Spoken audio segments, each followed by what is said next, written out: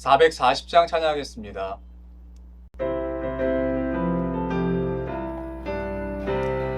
어디든지 예수 나를 이끌면 어디든지 예수 함께 가려네. 예수 함께 아니 가면 낙없고 예수님과 동행하면 겁없네. 어디를 가든지 겁낼 것 없네. 어디든지 예수 함께 가려네. 세상 친구 모두 나를 떠나도 주와 동행하면 외로움 없겠네. 가는 길이 위태하고 험해도 어디든지 예수 함께 가려네. 어디를 가든지 겁낼 것 없네. 어디든지 예수 함께 가려네. 어두운 그늘 나를 애워쌀 때에 주가 함께 계심 믿고 자려네. 죽은 후에 천국에서 깨어나 예수 함께 길이 살리라. 어디를 가든지 겁낼 것 없네. 어디든지 예수 함께 가려네. 기도하겠습니다. 거룩하시고 존귀하신 지금 살아서 우리 가운데 역사하신 하나님을 찬양합니다. 오늘 하루의 문을 열며 주의 보좌 앞으로 나와 하나님의 이름을 부르며 찬양하는 것이 얼마나 큰 은혜이고 감사의 이유인지 우리가 다시 한 번 더 깨닫게 하여 주시옵소서. 우리가 매일 맞는 이 순간은 단순히 우리가 습관적으로 맞는 시간들이 아니라 예수 그리스도께서 당신의 몸을 찢어 우리에게 허락하신 귀중한 시간임을 기억하게 하시고, 우리가 이 세상을 살아갈 때에 막연하게 정말 헛헛한 것을 바라보며 살아가는 것이 아니라 예수께 부여받은 새 생명, 그리스도인 본받는 삶, 마땅히 걸어갈 수 있도록 우리의 길을 매 순간 지도하시고 인도하여 주시옵소서. 오직 예수 그리스도께 속한 주님께 뿌리를 박은 예수님 닮아가는 삶 될 수 있도록 우리의 매 순간을 인도하여 주시옵소서. 하나님, 부활신앙을 가지고 주님과 동행하기를 소원합니다. 십자가에서 끝내는 것이 아니라 부활로 이겨내신 예수 그리스도의 그 소망이 우리 가운데 흘러가게 하여 주시기를 간구합니다. 오늘도 그 비전을 꿈꾸며 하나님의 나라를 소망하며 말씀 앞으로 나아갑니다. 이 말씀을 통하여 하나님의 마음을 배우고 싶습니다. 주님의 진심을 배우고 그리스도인의 합당한 삶을 배우고 싶습니다. 우리에게 경책하셔야 될 부분이 있다면 말씀을 통해 깨닫게 하시고, 우리에게 위로해 주실 부분이 있다면 말씀을 통해 안아 주시옵소서. 그렇게 행하실 주님께 감사드리며 사랑하는 우리 구주 예수 그리스도의 이름으로 기도드립니다. 아멘. 하나님께서 오늘 우리에게 주신 말씀은 사사기 8장 말씀입니다. 에브라임 사람들이 기드온에게 이르되 내가 미디안과 싸우러 갈 때에 우리를 부르지 아니하였으니 우리를 이같이 대접함은 어찌 됨이냐 하고 그와 크게 다투는지라. 기드온이 그들에게 이르되 내가 이제 행한 일이 너희가 한 것에 비교되겠느냐. 에브라임의 끈물 포도가 아비에셀의 만물 포도보다 낫지 아니하냐. 하나님이 미디안의 방백 오렙과 스앱을 너희 손에 넘겨주셨으니 내가 한 일이 어찌 능히 너희가 한 것에 비교되겠느냐 하니라. 기드온이 이 말을 하매 그때에 그들의 노여움이 풀리니라.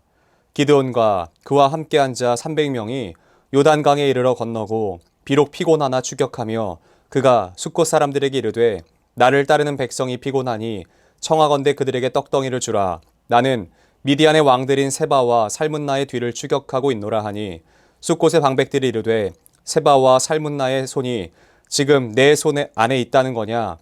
어찌 우리가 내 군대에게 떡을 주겠느냐 하는지라. 기드온이 이르되 그러면 여호와께서 세바와 살문나를 내 손에 넘겨주신 후에 내가 들가시와 찔레로 너희 살을 찢으리라 하고 거기서 부두엘로 올라가서 그들에게도 그같이 구한즉 브누엘 사람들의 대답도 숫곳 사람들의 대답과 같은지라. 기드온이 또 브누엘 사람들에게 말하여 이르되 내가 평안히 돌아올 때에 이 망대를 헐리라 하니라. 이때에 세바와 살문나가 갈골에 있는데 동방 사람의 모든 군대 중에 칼든 자 12만 명이 죽었고 그 남은 15,000명가량은 그들을 따라와서 거기에 있더라. 적군이 안심하고 있는 중에 기드온이 노바와 욕부하 동쪽 장막에 거주하는 자의 길로 올라가서 그 적진을 치니 세바와 살문나가 도망하는지라. 기드온이 그들의 뒤를 추격하여 미디안의 두 왕 세바와 살문나를 사로잡고 그 온 진영을 격파하니라. 요아스의 아들 기드온이 헤레스 비탈 전장에서 돌아오다가 숫곳 사람 중 한 소년을 잡아 그를 신문하매 그가 숫곳의 방백들과 장로들 77명을 그에게 적어준지라. 기드온이 숫곳 사람들에게 이르러 말하되 너희가 전에 나를 희롱하여 이르기를 세바와 살문나의 손이 지금 내 손 안에 있다는 거냐? 어찌 우리가 내 피곤한 사람들에게 떡을 주겠느냐 한 그 세바와 살문나를 보라 하고 그 성읍의 장로들을 붙잡아 들가시와 찔레로 숫곳 사람들을 징벌하고 분을 망대를 헐며 그 성읍 사람들을 죽이니라. 이에 그가 세바와 살문나에게 말하되 너희가 다볼에서 죽인 자들은 어떠한 사람들이더냐 하니 대답하되 그들이 너와 같아서 하나같이 왕자들의 모습과 같더라 하니라. 그가 이르되 그들은 내 형제들이며 내 어머니의 아들들이니라. 여호와께서 살아계심을 두고 맹세하노니 너희가 만일 그들을 살렸더라면 나도 너희를 죽이지 아니하였으리라 하고 그의 맏아들 여델에게 이르되 일어나 그들을 죽이라 하였으나 그 소년이 그의 칼을 빼지 못하였으니 이는 아직 어려서 두려워함이었더라. 세바와 살문나가 이르되 내가 일어나 우리를 치라 사람이 어떠하면 그의 힘도 그러하니라 하니 기드온이 일어나 세바와 살문나를 죽이고 그들의 낙타 목에 있던 초승달 장식들을 떼어서 가지니라. 그때 이스라엘 사람들이 기드온에게 이르되 당신이 우리를 미디안의 손에서 구원하셨으니 당신과 당신의 아들과 당신의 손자가 우리를 다스리소서 하는지라. 기드온이 그들에게 이르되 내가 너희를 다스리지 아니하겠고 나의 아들도 너희를 다스리지 아니할 것이요 여호와께서 너희를 다스리시리라 하니라. 기드온이 또 그들에게 이르되 내가 너희에게 요청할 일이 있으니 너희는 각기 탈취한 귀고리를 내게 줄지니라 하였으니 이는 그들이 이스마엘 사람들이므로 금 귀고리가 있었음이라. 무리가 대답하되 우리가 즐거이 드리리이다 하고 겉옷을 펴고 각기 탈취한 귀고리를 그 가운데에 던지니 기드온이 요청한 금 고리의 무게가 금 1700세겔이요 그 외에 또 초승달 장식들과 폐물과 미디안 왕들이 입었던 자색 의복과 또 그 외에 그들의 낙타 목에 둘렀던 사슬이 있었더라. 기드온이 그 금으로 에봇 하나를 만들어 자기의 성읍 오브라에 두었더니 온 이스라엘이 그것을 음란하게 위함으로 그것이 기드온과 그의 집에 올무가 되니라. 미디안이 이스라엘 자손 앞에 복종하여 다시는 그 머리를 들지 못하였으므로 기드온이 사는 40년 동안 그 땅이 평온하였더라. 요아스의 아들 여룻바알이 돌아가서 자기 집에 거주하였는데 기드온이 아내가 많으므로 그의 몸에서 낳은 아들이 70명이었고 세겜에 있는 그의 첩도 아들을 낳았으므로 그 이름을 아비멜렉이라 하였더라. 요아스의 아들 기드온이 나이가 많아 죽음에 아비에셀 사람이 오브라에 있는 그의 아버지 요아스의 묘실에 장사되었더라. 기드온이 이미 죽음에 이스라엘 자손이 돌아서서 바알들을 따라가 음행하였으며 또 바알 브릿을 자기들의 신으로 삼고 이스라엘 자손이 주위의 모든 원수들의 손에서 자기들을 건져내신 여호와 자기들의 하나님을 기억하지 아니하며 또 여룻바알이라 하는 기드온이 이스라엘에게 베푼 모든 은혜를 따라 그의 집을 후대하지도 아니하였더라. 아멘. 저는 오늘 사사기 8장 말씀 중 1절부터 3절 말씀을 중심으로 끈물 포도라는 제목으로 잠시 하나님의 말씀을 증거하도록 하겠습니다. 성도의 집에서는 늘 찬송 소리와 기도 소리가 끊이지 않아야 합니다. 그런 가정을 하나님께서는 매우 대견하실 줄로 믿습니다. 예전에 아들이 열심히 공부하기를 바라는 늙은 아버지가 있었다고 합니다. 그 아버지는 병환으로 고생을 하고 있었습니다. 그런데 어느 날 그 아버지는 아들이 열심히 글 읽는 소리를 듣게 되었습니다. 뛸 듯이 기뻐하면서 아버지가 이렇게 말했대요. 너의 글 읽는 소리를 듣노라면 내 병이 낫는 것 같다 라고 말했다고 합니다. 일본의 아사히 신문에요. 아버지의 등이라는 인기 연재 칼럼이 있다고 합니다. 성공한 저명 인사들의 가슴 속에 남아있는 아버지의 그 모습을 매우 사실적으로 표현한다고 하죠. 그 칼럼들을 읽으면요. 사람들은 사람의 앞모습보다는 뒷모습에서 더 많은 것을 배운다는 사실을 깨닫게 된다고 합니다. 앞모습은요, 잘 아시다시피 아름답게 치장할 수 있습니다. 꾸밀 수 있습니다. 그래서요, 앞모습은 위선이 가능한 것이죠. 하지만 뒷모습은 꾸밀 수가 없죠. 피로에 찌들어서 모든 것을 풀어놓고 싶은 그 모습 속에서 자녀들에게 인생의 전 면목을 보여주게 되면서 그 모습을 자녀들은 보면서요, 아버지에 대해 존경과 또한 멸시의 감정이 갈라지게 된다라고 말합니다. 인격이 훌륭한 사람들은요, 앞모습도 물론 훌륭하지만요, 뒷모습이 아름답다라고 하죠. 앞모습과 뒷모습이 일치하는 사람이 되어야 할 줄로 믿습니다. 오늘 본문에 나와 있는 사사기에서는요, 기드온이라고 하는 사람은요, 앞모습과 뒷모습이 일치하는 매우 훌륭한 신앙이었던 것을 보게 됩니다. 기드온의 모습을 묵상하면요, 그 오늘의 내 모습에서는요, 앞모습과 뒷모습이 일치하는가라고 하는 그 신앙이 살펴봐야 되는데, 그래서 저와 여러분들이 오늘 우리의 모습 속에서요, 앞모습과 과연 뒷모습이 동일한가를 살펴보는 시간이 되시기를 소원합니다. 1절 말씀에 이렇게 기록되어 있습니다. 에브라임 사람들이 기드온에게 이르되 내가 미디안과 싸우러 갈 때에 우리를 부르지 아니하였으니 우리를 이같이 대접함은 어찌 됨이냐 하고 그와 크게 다투는지라. 아멘. 우리는 가끔 상대방에게 진실하고 세심하게 배려를 했음에도 불구하고 그들이 감사하기는커녕 불평이라는 화살을 우리를 향해서 날릴 때요, 우리는 깜짝 놀라게 됩니다. 지도자로서요, 좌절감을 느끼게 될 때도 한두 번이 아니죠. 아마도 불평은 세상살이에서 필수인 모양입니다. 물론 사람에게는 100% 만족이란 없겠죠. 따라서 인생살이의 불만은 늘 우리와 상존하는 현상이라는 것입니다. 방귀 낀 놈이 성낸다 라고 하더니요, 오늘 본문에 보니까 에브라임 지파가 꼭 그 짝이에요. 기드온 시대에 그 미디안 민족은요, 항상 침입하면서 여러 나라를 괴롭혔습니다. 므낫세, 납달리, 스불론, 아셀 지파 사람들이요, 미디안 종족에게 고통당하는 것은 어제 오늘 일이 아니었습니다. 그렇게 어려움에 직면하였을 때에 에브라임은요, 꿈쩍도 하지 않았어요. 전혀 도와주려 하지 않았어요. 기드온이 하나님의 은혜를 힘입어서 미디안 민족을 물리치고 나니까 갑자기 에브라임 지파가 요즘 말로 하면요, 갑툭 튀라고 합니다. 갑자기 튀어나와서 그 기드온 앞에서요, 불평을 하기 시작하는 거예요. 불평을 늘어놓기 시작하는 거예요. 전쟁 전까지는 어디 숨었는지 보이지도 않다가 갑자기 튀어나와서는 불평을 하기 시작해요. 지금 에브라임 지파 사람들이 하는 불만 토로에는요, 문제점이 한두 가지가 아닙니다. 자세히 살펴보면 그들이 말하는 것이 너무 틀린 말들이 많아요. 야, 왜 싸우러 갈 때 우리를 부르지 않았냐? 왜 우리를 이렇게 대접하냐? 라고 말하죠.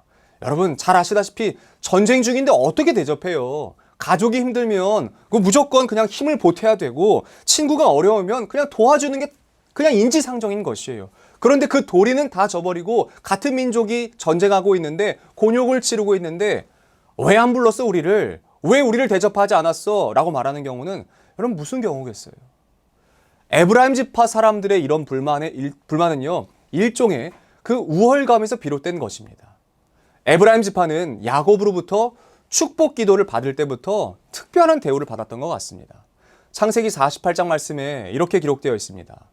요셉이 그 아버지가 오른손을 에브라임의 머리에 얹은 것을 보고 기뻐하지 아니하여 아버지의 손을 들어 에브라임의 머리에서 므낫세의 머리로 옮기고자 하여 그의 아버지에게 이르되 아버지여 그리 마옵소서. 이는 장자이니 오른손을 그의 머리에 얹으소서 하였으니 그의 아버지가 허락하지 아니하며 이르되 나도 안다 내 아들아 나도 안다. 그도 한 족속이 되며 그도 크게 되려니와 그의 아우가 그보다 큰 자가 되고 그의 자손이 여러 민족을 이루리라 하고. 아멘. 에브라임 지파 사람들의 자부심은 거기에 머물지 않았던 것을 봅니다. 가나안 정복 영웅적인 지도자 여호수아를 배출한 지파라는 것에 아주 높은 자긍심을 갖고 있었던 것 같아요. 소위 야 우리가 1등 지파야 라고 말합니다. 그런데 그런 생각에서요, 이번 사건은 심각한 자국을 남기는 것을 볼 수 있죠. 평소 경쟁 의식을 가지고 있었던 므낫세 지파 소속의 그 기드온이 미디안과의 전쟁에서 큰 공을 세우자 질투심이 불같이 일어난 것이에요. 그래서 므낫세 지파 기드온에게 가서 거세게 항의하는 거예요. 크게 다퉜대요. 단순히 말다툼 정도가 아니라 크게 항의했던 것 같습니다. 힘을 다해서 싸웠던 것 같습니다. 그런데 기드온은 참으로 겸손하게 말하는데 에브라임 지파 사람들은요, 힘을 다해서 그의 삶을 걸고 기드온에게 대적하고 말하는 것을 볼 수 있습니다. 여러분, 공동체 안에서 지나친 경쟁의식은 정말 큰 문제가 됩니다. 경쟁의식 자체가 나쁜 것은 아니에요. 그것이 자체가 나쁜 것은 아닙니다. 왜냐하면 경쟁의식이 있어야 사회가 발전되기도 하고요. 선의의 경쟁이 이루어질 때 그 사회는 건전하게 성장하는 것을 봅니다. 하지만 지나친 경쟁 의식은 오히려 그 사회를 퇴보시키고 불화를 일으키고 깨어지게 만듭니다. 교회 안에 건전한 경쟁이 이루어지고요. 건강한 교회의 모습을 우리가 이루어가기를 축복합니다. 2절 말씀에 이렇게 기록되어 있습니다. 기드온이 그들에게 이르되 내가 이제 행한 일이 너희가 한 것에 비교되겠느냐? 에브라임의 끈물 포도가 아비에셀의 만물 포도보다 낫지 아니하냐? 아멘. 에브라임 지파의 거센 항의에 대해서요. 기드온의 대답은 정말 지혜로워요. 맞붙지 않고요. 대적하지 않고요. 어떻게 말하냐면 에브라임 지파의 그 억지 항의를요. 기드온이 혼자 공을 세우려고 하지 않았다는 것을 이야기합니다. 야, 우리가 어떻게 했는지 너 알잖아 라고 말합니다. 여러분, 전쟁에서 누가 불러야 사람을 보내는 것 자체가 틀린 생각 아닙니까? 그럼에도 불구하고 싸움 나가기 전에 스스로를 알아서 보내야 됐음에도 불구하고요. 그들은 보내지 않았어요. 사실 에브라임 지파는 지금 대표단을 보내서 야, 참 수고했다. 야, 기드온아 너 정말 고생했다. 야, 우리가 미리 파견해야 되는데 미안하다. 라고 말하면서 승리한 그 지파에게 아낌없는 박수와 찬사를 보내주는 것이, 그 미덕이 보내주는 것이 당연했던 것입니다. 그런데 오히려 반대로 시기하고 질투하고 원망하는 자세를 보이는 그 큰 어리석음의 행위를 보여주는 것을 우리가 볼 수 있어요. 잘 아시다시피 원래 그 만물 포도는요, 정식으로 제철에 수확하는 것을 지칭하는 말입니다. 그러나 끈물 포도는 철이 다 지난 후에 남아있는 것을 이삭줍기 하듯이 수확한 것을 뜻합니다. 기드온은요, 300명을 이끌고 목숨을 다해서 미디안과 전쟁을 치릅니다. 그런데 승리의 공이 오직 기드온에게 돌아가자 에브라임 지파가 항의하고 나서는 겁니다. 사실 기드온의 그 만물 포도와 끈물 포도라는 말을 사용하여 설명하는 것은요, 에브라임 지파를 칭찬한 것 같으면서도요, 사실은 므낫세 지파의 공로가 훨씬 큰 것이라고 하는 것을 분명히 하고 있는 것을 볼 수 있습니다. 그럼에도 불구하고 에브라임은요, 자기들을 높이는 줄 알고 그들의 분노를 누그러뜨려요. 기드온의 말을 잘 분석하면 에브라임을 칭찬한 것 같지만 므낫세 지파의 수고가 분명한 열매를 맺었음을 분명히 하고 있는 것이에요. 만물 포도는 끈물 포도보다 당연히 양도 많고 맛도 좋아요. 그 점을 기드온은 은연중에 강조하고 있는 것이죠. 3절 본문 말씀을 보면 이런 표현이 기록되어 있어요. 하나님이 미디안의 방백 오렙과 스앱을 너희 손에 넘겨주셨으니 내가 한 일이 어찌 능히 너희가 한 것에 비교되겠느냐 하니라. 기드온이 이 말을 하매 그때에 그들의 노여움이 풀리니라. 아멘. 그럼에도 불구하고 기드온은 유순한 대답으로 에브라임 지파를 대하는 것을 볼 수 있습니다. 그들이 뭐라고 얘기하든 그것에 대해서 대적하지 않고요. 오히려 이렇게 말하는 거예요. 야, 내가 한 일이 어찌 니네가 한 것과 비교할 수 있겠냐. 야, 게임이 안 된다, 게임이. 잽도 안 된다. 이렇게 얘기하는 거예요. 기드온은요, 정말 겸손하게 그의 자세를 낮췄습니다. 온유하고 유순하게요.